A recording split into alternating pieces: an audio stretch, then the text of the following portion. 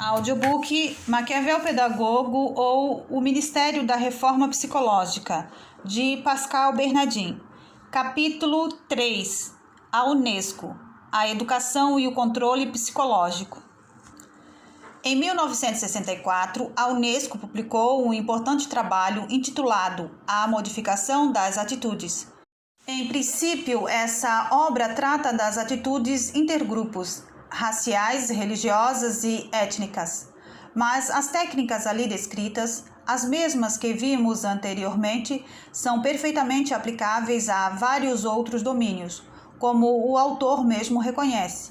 Após haver descrito a experiência de Sherry sobre as normas de grupo, acrescenta, abre aspas, no que concerne à formação e à modificação das atitudes da sociedade em geral, os coronários dos resultados acima mencionados são evidentes. Fecha aspas. Página 24. Igualmente, tendo descrito uma experiência de Bren e Cohen, ele assevera que os coronários desse resultado para a modificação das atitudes no plano da vida social são evidentes. Página 4. Assim, não é por acaso que esse trabalho se intitule A Modificação das Atitudes e não a modificação das atitudes intergrupos.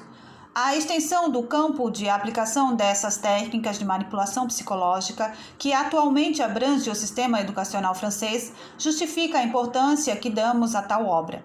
Convém frisar nossa intenção. Não é o objetivo dessa publicação o aperfeiçoamento das relações intergrupos, que denunciamos, mas sim os métodos empregados para obter esse resultado, suscetíveis de ser utilizado para fins muito diversos, conforme já vimos e voltaremos a ver.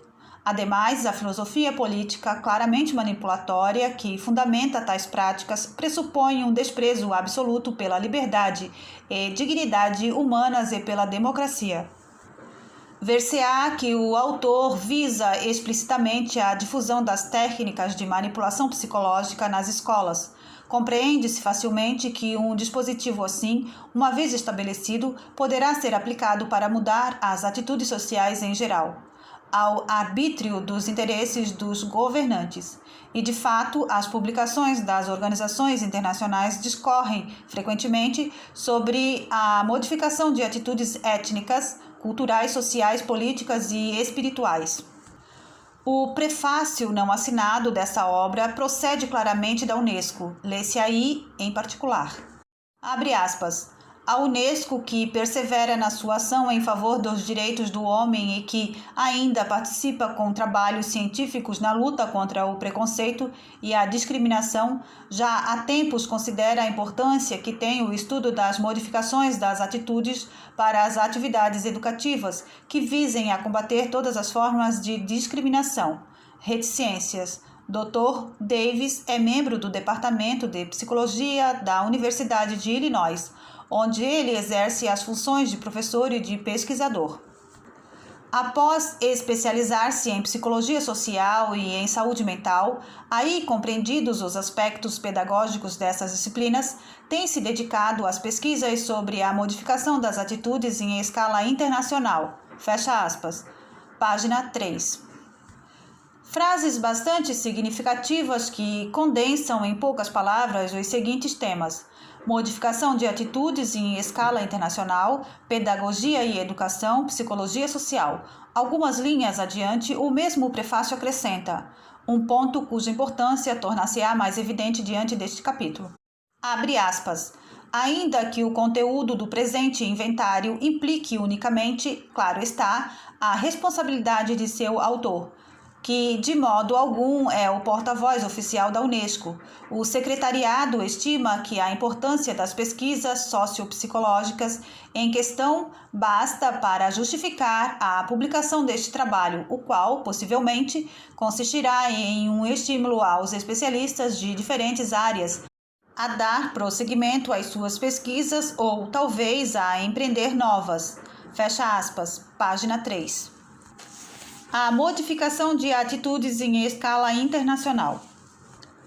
Podemos, portanto, concluir que, incontestavelmente, possuímos conhecimentos cuja aplicação generalizada nos permite atingir novos objetivos, a saber, aperfeiçoar as atitudes intergrupos e as relações entre grupos. Evidentemente, a questão que se coloca é a de saber como se podem aplicar esses métodos em larga escala. Reticências. Pode-se então dizer que possuímos, pelo menos, vários desses conhecimentos necessários para que o que importa é tornar tais conhecimentos facilmente acessíveis, bem como assegurar a sua aplicação. Esse processo não se dará sem dificuldades, mas tais dificuldades não são insuperáveis. Página 48 e 49. Os estudos orientados para a comunidade, os quais levam em conta esse fato, a tendência à conformidade aos costumes estabelecidos, visam a reconversão, em certo sentido, de comunidades inteiras, nas quais é necessário a modificação das normas e das práticas estabelecidas, a fim de aperfeiçoar as atitudes intergrupos e de colocar todos os grupos em pé de igualdade.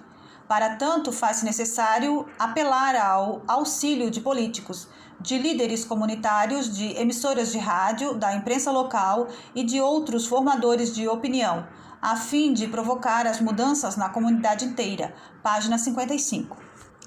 A aplicação das ciências sociais. Não se poderia chegar a tais resultados, a uma modificação de atitudes e de comportamentos em escala internacional, sem colocar em prática técnicas confirmadas cientificamente. Tal é, efetivamente, a posição defendida pelo autor. Reticências. Abre aspas, pois, assim como o nosso mundo tecnológico seria inconcebível sem o progresso das ciências exatas e naturais, do mesmo modo, parece evidente que as ciências sociais têm um papel importante a desempenhar na resolução dos problemas humanos de nossa época. Página 7. Entretanto, várias dessas questões, oriundas dos resultados de pesquisas experimentais, representam não somente um interesse teórico, mas, além disso, implicações de grande interesse prático para a tomada de decisões de ordem geral, que demandam programas de ação. Portanto, trataremos aqui brevemente de alguns problemas teóricos levantados por pesquisas recentes e de suas implicações práticas.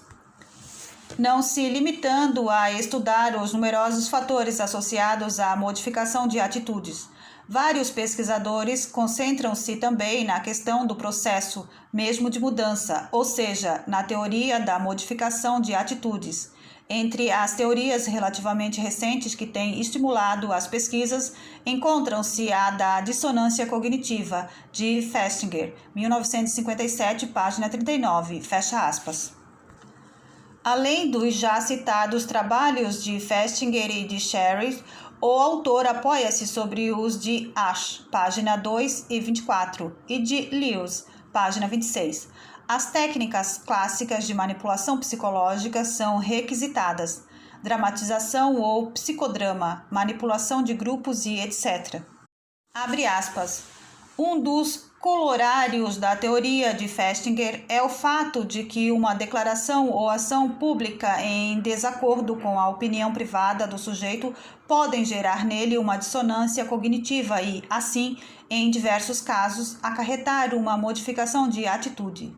Janes e King, 1954 e 1956, demonstraram que os examinandos, quando levados a desempenhar uma atividade psicodramática em desacordo com sua opinião privada, podem sofrer, por causa desse comportamento, uma modificação de atitude. Assim, um psicodrama improvisado tende a ser mais eficaz que um psicodrama determinado previamente. Página 40. Outras provas dessa resistência a se deixarem influenciar pelos métodos de introspecção foram apresentadas por Gulbertson, 1955, em um estudo sobre a modificação de atitudes de base afetiva mediante o psicodrama. Esse autor descobriu que o psicodrama constitui um meio geralmente mais eficaz para modificar tais atitudes. Página 19. A experiência escolar pode desempenhar um papel capital ao desenvolver particularmente aqueles aspectos da personalidade relacionados às interações sociais da criança. A aplicação das pesquisas sobre grupos apresenta igualmente uma importância particular.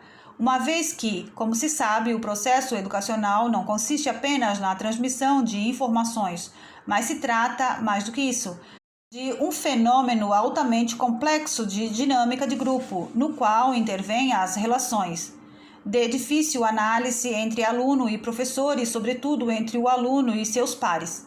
Na medida em que o grupo de pares representa para a criança um quadro de referência, ele contribui em larga medida para a modificação das atitudes sociais. Página 45, fecha aspas.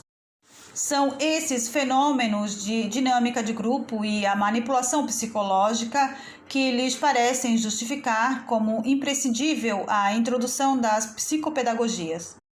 Abre aspas. Do mesmo modo, entre as provas mais concludentes em favor da influência do grupo sobre a atitude do indivíduo, figuram os resultados dos célebres trabalhos de Asch, 1951 a 1952. Essas experiências centram-se nas condições sob as quais o indivíduo ou resiste ou termina por ceder às pressões do grupo, assim que essas pressões são percebidas como contrárias à realidade dos fatos. Página 24.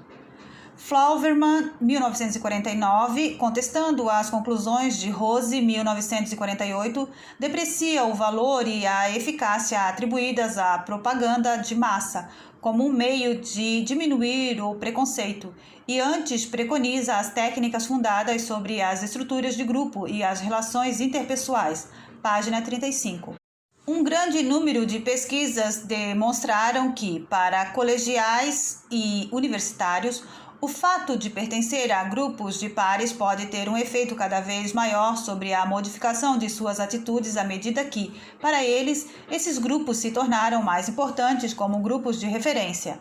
A conclusão que se pode tirar desses estudos é que, mesmo que as atitudes intergrupos negativas se formem, frequentemente mediante a adoção da norma da célula familiar, grupo primário, e os programas de ação bem poderiam levar em conta os pais enquanto agentes de modificação de atitudes. Ainda assim, não devemos nos deixar desencorajar por tais dificuldades, com as quais um programa de ação desse gênero se deve defrontar. Com efeito, os grupos de pares, sobretudo aqueles que se formam no âmbito da escola ou da universidade, podem muito bem tornar-se grupo de referência e promover um efeito positivo sobre a modificação das atitudes, contribuindo dessa forma a dirimir o atraso cultural, tão evidente na sociedade contemporânea. Fecha aspas, página 25. Ao leitor, de certo, não escapou o expediente de recrutamento das famílias, ao qual faz eco esta outra citação, abre aspas. No que concerne às relações entre pais e filhos, encontramo-nos diante do seguinte problema. Para conduzir as crianças de modo a aperfeiçoar as relações entre grupos, necessário seria começar pela modificação de seus pais. Fecha aspas, página 45. Porém, mais que disposições e comportamentos, são os valores que fundamentam um e outro, que devem ser subvertidos. Abre aspas. Os teóricos modernos da educação compreenderam que a transmissão de informações, por si só, não é suficiente para que se atinjam os objetivos da educação, mas que a totalidade da personalidade e, particularmente, a situação de grupo inerente ao processo de aprendizagem possui uma importância capital. Kurt Lewin, um dos grandes pioneiros da pesquisa e da ação combinadas no campo da dinâmica de grupos, contribuiu muito, junto com seus colaboradores, para dar à pedagogia essa nova orientação. Ele salientou a necessidade de se considerar a educação como um processo de grupo. O sentimento experimentado pelo indivíduo de participar da vida de um grupo é, segundo Lewis, de uma importância fundamental para a aquisição de ideias novas. Ele escreveu em 1948, na página 59, abre aspas, consideramos muito importante que o processo de reeducação se dê numa atmosfera de liberdade e de espontaneidade. É de vontade própria que o indivíduo participa das sessões isentas, aliás, de todo formalismo. Ele deve sentir-se livre para expressar suas críticas, em segurança afetiva e livre de qualquer pressão. Se a reeducação significa o estabelecimento de um novo superego, decorre daí necessariamente que os objetivos visados só serão atingidos quando a nova série de valores aparecer ao indivíduo como algo que ele tenha escolhido livremente. Fecha aspas. Página 47. Compreende-se facilmente, portanto, a aversão manifestada por muitos daqueles que veem o nosso sistema educacional ser invadido pelas psicopedagogias. Uma mudança de valores constitui uma revolução psicológica muito mais profunda que uma revolução social.